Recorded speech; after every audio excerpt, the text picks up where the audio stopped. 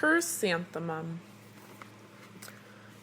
The day she was born was the happiest day in her parents' lives. "She is perfect," said her mother. "Absolutely," said her father. And she was. She was absolutely perfect. "Her name must be everything she is," said her mother. "Her name must be absolutely perfect," said her father. And it was. Chrysanthemum. Her parents named her Chrysanthemum. Chrysanthemum grew and grew and grew. And when she was old enough to appreciate it, Chrysanthemum loved her name.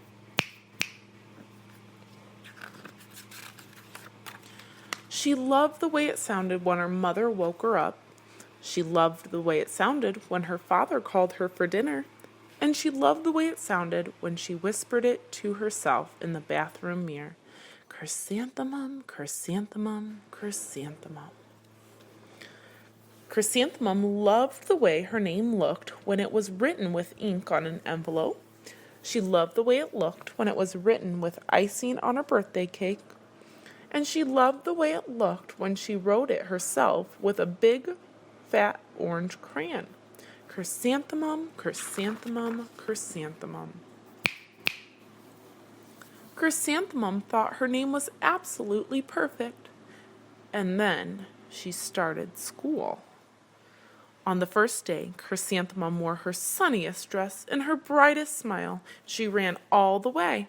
"Hooray!" said Chrysanthemum. "School!" But when Mrs.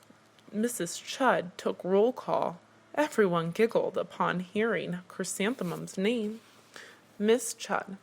Don, Eve, Lois, Al, Les, Kay, Max, Sue, Bill, Pat, Tom, Sam, Ken, Joe, Rita, Victoria, Chrysanthemum.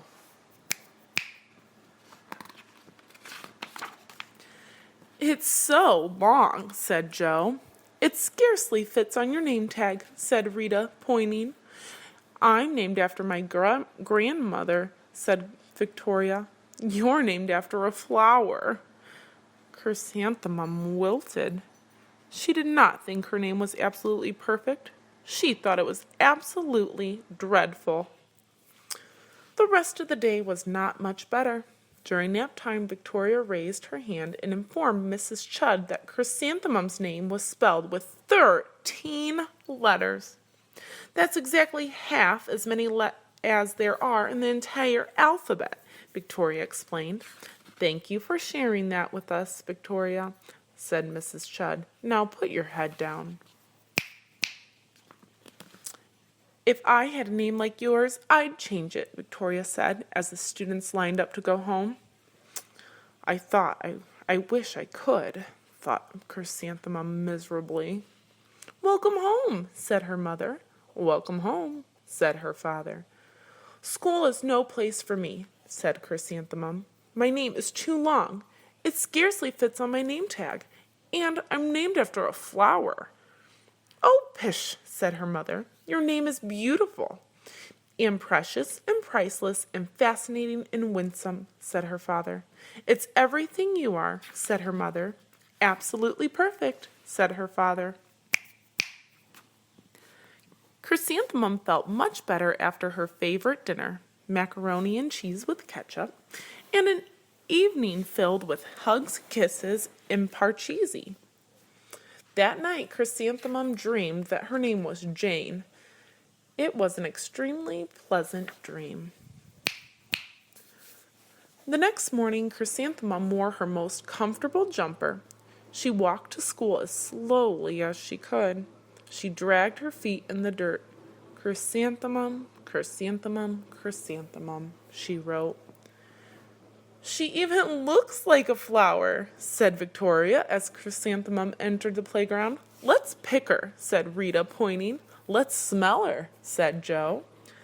Chrysanthemum wilted. She did not think her name was absolutely perfect. She thought it was absolutely dreadful. The rest of the day was not much better. During nap time, Victoria raised her hand and said, "A chrysanthemum is a flower. It lives in a garden with worms and other dirty things." "Thank you for sharing that with us, Victoria," said Mrs. Chudd. "Now put your head down." "I just can't believe your name," Victoria said as the students lined up to go home. "Neither can I," thought Chrysanthemum miserably. "Welcome home," said her mother. "Welcome home," said her father. "School is no place for me," said Chrysanthemum. "They said I even looked like a flower. They pretended to pick me and smell me." "Oh, pish," said her mother. "They're just jealous." "And envious and begrudging and discontented and jaundiced," said her father. "Who wouldn't be jealous of a name like yours?" said her mother. "After all, it's absolutely perfect," said her father. Chrysanthemum felt a trifle bit better after her favorite dessert, chocolate cake with buttercream frosting, and another evening filled with hugs and kisses and parcheesi. That night, Chrysanthemum dreamed that she really was a chrysanthemum. She sprouted leaves and petals. Victoria picked her and plucked the leaves and petals one by one until there was nothing left but a scrawny stem. It was the worst nightmare of Chrysanthemum's life. Chrysanthemum wore her outfit with 7 pockets the next morning. She loaded the pockets with her most prized possessions and her good luck charms. Chrysanthemum took the longest route possible to school. She stopped and stared at each and every flower. "Chrysanthemum, chrysanthemum, chrysanthemum," the flowers seemed to say. That morning, the students were introduced to Mrs. Twinkle, the music teacher. Her voice was like something out of a dream, as was everything else about her. The students were speechless. They thought Mrs. Twinkle was an indescribable wonder. They went out of their way to make a nice impression. Mrs. Twinkle led the students in scales. Then she assigned roles for the class musical. Victoria was chosen as the dainty fairy queen. Rita was chosen as a spiffy butterfly princess. Jo was chosen as an all-important pixie messenger. And Chrysanthemum was chosen as a daisy. "Chrysanthemum's a daisy! Chrysanthemum's a daisy!" Jo, Rita, and Victoria chanted, thinking it was widely funny. Chrysanthemum wilted. She did not think her name was absolutely perfect. She thought it was absolutely dreadful.